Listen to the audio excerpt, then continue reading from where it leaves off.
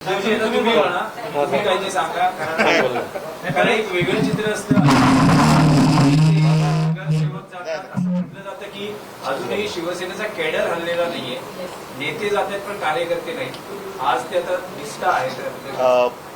सुजाताताईंनी त्यांच्या भावना नेमक्या शब्दात व्यक्त केलेल्या आहेत आणि ज्या वेळेला त्यांनी त्या शिवसेना सोडतात हे कळलं तेव्हा आम्हाला सगळ्यांना एक धक्का बसला होता. वाईटही वाटलं होतं की एवढी आपली जुनी कार्यकर्ती शिवसेना सोडू का शकते आणि कशी शकते.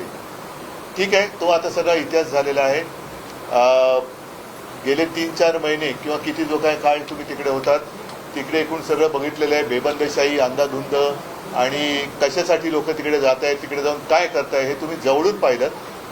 त्याच काळामध्ये तुम्ही मला यापूर्वी सुद्धा सांगितलं आणि आत्ता सुद्धा सगळ्यांना तुम्ही सांगितलं की तिथे तुम्ही कोणाशी म्हणजे असं काही जुळून घेऊ शकाल असं काय वाटत नव्हतं. एकूण वातावरणच फार विचित्र होतं. बेचैन होत्या, अस्वस्थ होत्या.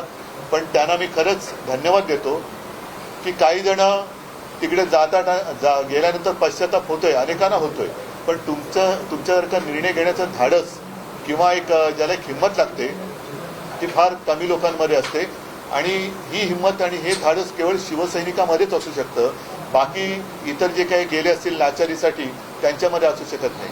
आज संपूर्ण शिवसेना कुटुंब हे परत एकदा आनंदी आहे. तुमचं स्वागत सगळ्यांनी केलेलं आहे आणि तुम्ही ज्या एका आपुलकीने प्रेमाने काम करत होता त्याच यांनी तुम्ही यापुढे आणखीन मी तर म्हणेन आता अनुभव संपन्न झालेला आहात तर त्या यातनं आणखीन जोरात काम कराल आणि शिवसेना तिकडे आणखीन मोठी कराल ही मला खात्री.